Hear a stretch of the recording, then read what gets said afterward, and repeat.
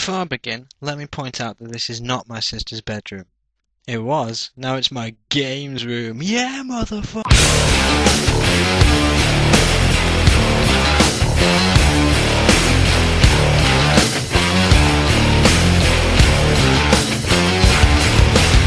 Given that Mass Effect 2 came out 2.5 weeks ago, it kinda goes to show that it's quite a fun and engrossing game. I admit I am biased, I love the Mass Effect series anyway, but considering I'm on my third playthrough now, shows, it is quite enjoyable. As with most sequels, there's a lot of changes been made with this game, one being the combat. Thanks to EA signing on as publisher, BioWare have got a nice hefty budget and used it to get their hands on the Unreal Engine, which means the combat is a lot more fluid and less clunky. This is the same engine used for Gears of War, so it's hard to refer to this game as an RPG with first-person shooter elements now, it's more like two games merged together. We better get ready. I'll stay up here. I can do a lot of damage from this vantage point. You can do what you do best. The story is your typical Star Trek affair. Something is threatening the galaxy, so you have to gather your squad and go defeat them, only taking the time out of your busy schedule to have sex with different aliens. And what a cast of aliens there is. In Mass Effect 1, your squad was limited to 6 people, 7 including you. Now it's gone up to 10. Well, 11 of you include the free downloadable character Zaid, who's sort of the space equivalent of Muldoon from the Jurassic Park franchise. In this game, your squad members are Michael Jackson's hot daughter, 50 Cent, Paul Daniels, a big-titted lizard, a space gypsy, Long Cat, an eccentric inside-out scrotum, an assassin's pet fish, Kerry Katona, and a giant fleshlight. The basic premise of this game is to get to know them all. It's obvious that Mass Effect 2 is just the stepping stone to all the insane stuff that's going to happen in the third installment, so BioWare have decided to focus less on the overall plot and more on characterising your squad and gaining their loyalty through various methods. Of course, it hardly seems worth it since in the last mission they can all get killed if you haven't done things properly. I say that like I ended up leading my team through a massacre, but none of them died in my playthrough because I bought all the upgrades. Speaking about upgrades, handily moves us on to another massive change in this game, the inventory system. I'm sure anyone who played the original Mass Effect can remember the ridiculous inventory system where you had to trawl through a million shitty guns you'd unwillingly picked up before you found something worthwhile. Well, that's all gone now.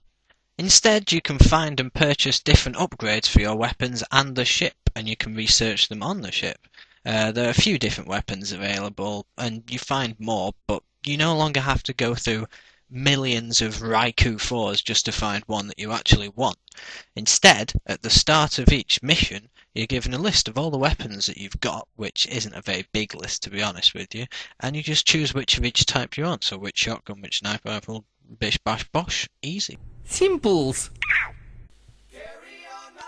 The only problem with upgrading your stuff is that to do so you need to scan and probe planets. Gone are the days where you can land on a generic looking surface, drive around looking for stuff, and try to scale 90-degree cliffs to get something that you want. Instead you scan each planet, and if there's a high concentration of a useful weapon upgrading mineral, send in a probe and you'll collect the resources. If you scan a planet and pick up an anomaly, good show, that's a side mission. Send in a probe where the anomaly is, and you can land and do the mission. And by scan every planet, I mean it. So, you can spend some time probing Uranus. BioWare does draw attention to that as well actually, with the ship's AI. Well, take a look for yourself. Really, Commander? Probing Uranus. That brings me on to my next point. This game is absolutely full of humour, be it general funny business, jokes carried on from the first game, or in jokes that you usually see on the forums, so not to public appeal, but definitely to veteran appeal. Well, there's a massive example, here's just a few. In the Citadel, there's a game salesman who pokes fun at popular video games such as World of Warcraft and sports games. Listening to him for a few minutes is just awesome. Do you play those human sports games? They sell well in the Alliance. And to Krogan. On the planet Ilium, there are a few fun conversations in the bar to eavesdrop on, such as a multi-species stag party and a Turian trying to get into Aquarian's pants. If you don't know what either of those races are, congratulations, you're not a geek.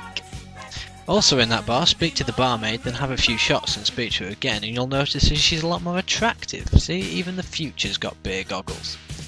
Finally, there's your personal terminal, which is basically where you get emails from various mission-related people and all sorts of others that you met in the first game. Now imagine my excitement when my assistant, the lovely Kelly, tells me I have new messages on my terminal, only for one to be claiming that I won the Batarian lottery and I should go and collect my winnings, and the other offering me penis enlargement pills. Basically, this game is a lot of fun, both for newbies and Mass Effect veterans.